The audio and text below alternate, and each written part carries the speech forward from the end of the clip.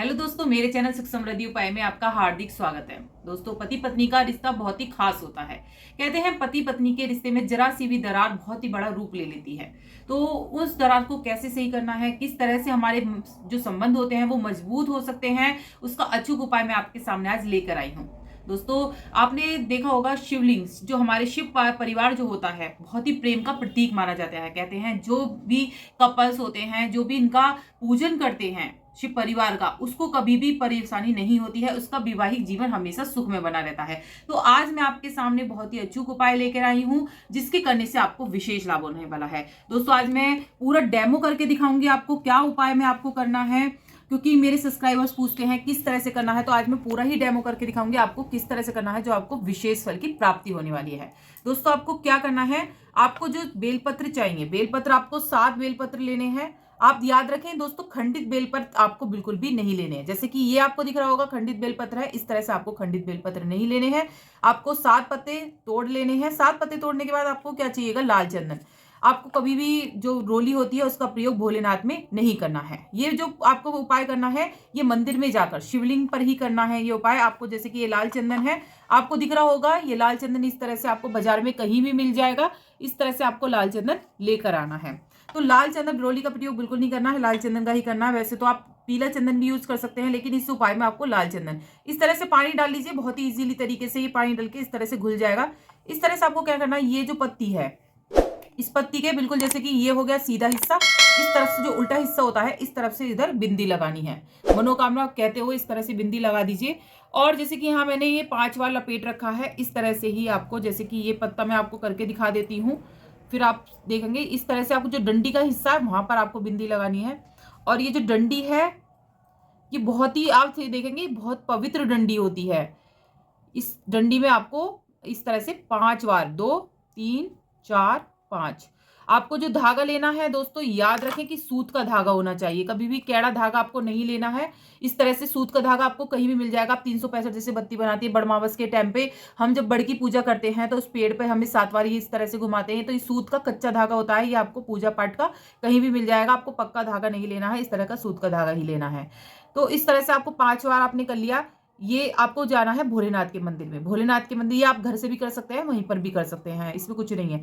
ठीक है, आपको जो आप जैसे शिवलिंग के पास पहुंच जाएंगे, आपने देखा होगा नंदी बैठे होते हैं साइड में। तो नंदी के पास जो उनका जो दाहिना पैर होता है नंदी का, तो वहां पर आपको दाहिने पैर की तरफ बैठना है आपको। और उस वहां पर इस तरह से आपको पत्ता लेकर दाहिने पैर की तरफ से जब शिवलिंग पर आपको चढ़ा देना है। इस तरह से शिवलिंग पर नीचे की तरफ चढ़ाना है, जहां पर सांप की इस तरह से घुमाव होता है वहां पर आपको ये पत्ता इस तरह से चढ़ाना है। इस तरह से आपको नहीं चढ़ाना है, इस तरह से आपको अपनी गोत्र, याद रखें कि गोत्र और मनोकामना कहते हुए ही ये पत्ता आपको चढ़ाना है। आप देखेंगे 3 महीने में बहुत ही जल्दी से आपकी मनोकामना पूरी हो जाती है। करके देखिएगा दोस्तों, 100% उपाय है प्रदीप मिश्रा जी का बताया हुआ, और इससे बहुत ज्यादा बहुत लोगों का लाभ हुआ है। यहाँ तक कि मेरे रिलेशन में कई जनों को इससे उपाय से लाभ हुआ है, इसलिए मैं आपको ये उपाय बता रही हूँ। आप करके देखिएगा।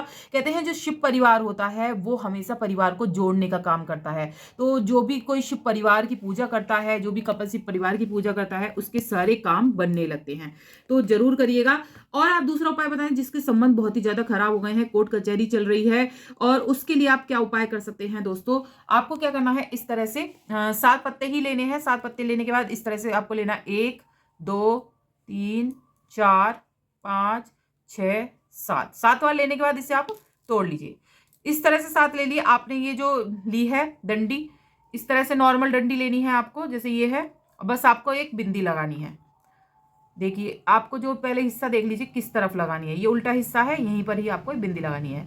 ये जो 7 पत्ते हैं ये आपको शिवलिंग पर चढ़ाने। एक ही बार का उपाय है, आपको बार बार नहीं करना है। जो पहला उपाय था वो आपको जो करना है वो प्रदोष काल में करना है। जो प्रदोष काल होता है दोस्तों, बहुत ही पूजा पाठ के लिए शुभ माना जाता है। प्रदोष काल में किया हुआ कार्य हमेशा संपन्न हो जाता है, तो प्रदोष काल में आपको ये करना है। और जो दूसरा उपाय बता रही हूँ, कोर्ट कचहरी बहुत ज्यादा चल रही है, तलाक होने की नौबत तक आ गई है, तो आपको क्या करना है, जो सोमवार की अष्टमी पड़ती है उसमें ये उपाय करा जाता है। सोमवार की अष्टमी के दिन आपको इस तरह से बिंदी लगा लीजिए, शिवलिंग पर जाकर आपको ये चढ़ाना है।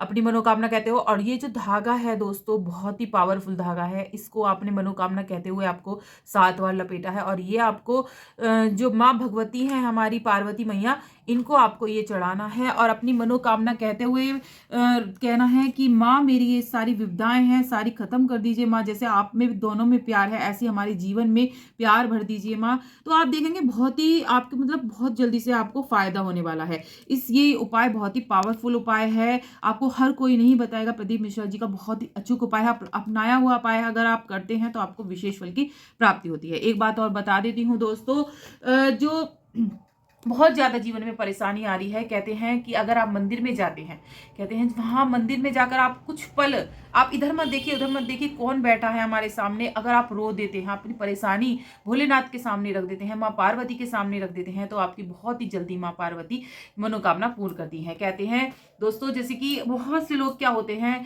कि मंदिर में जाते हैं बस देखते हैं इधर उधर कोई देख लेगा हमें हंसेगा, ऐसे नहीं करना है आपको। अपने मन की भड़ास निकाल दीजिए कि मैं इस परेशानी से बहुत ज़्यादा दुखी हूँ माँ, मेरी मनोकामना पूरी करो माँ, मेरी जो विपदाएं हैं वो खत्म करो। आपने देखा होगा कि जब बच्चा होता है तो वो कभी जब रोता नहीं है तो माँ दूध भी नहीं देती है। जब तक आप माँ के सामने माँ गौरा के सामने भोलेनाथ के सामने अगर रोएंगे नहीं, आप गिड़गिड़ाएंगे नहीं, तो वो कभी भी नहीं सुनेंगे आपके। आप करके देखिए दोस्तों, बहुत ही अचूक उपाय मैंने बताया है। अगर आप रोकर माँ से प्रार्थना करते हैं, किसी के सामने आपको नहीं रोना है, किसी के सामने, यहाँ तक कि कोर्ट कचहरी सब फेल हो जाती हैं, जो हमारे भोले बाबा न्याय करते हैं, जो हमारी माँ गौरा न्याय करती हैं, वो आपका न्याय कोई नहीं कर सकता है। आप करके देखिए दोस्तों, बहुत ही अचूक उपाय मैंने बताया है। वीडियो पे लगे तो लाइक सब्सक्राइब जरूर।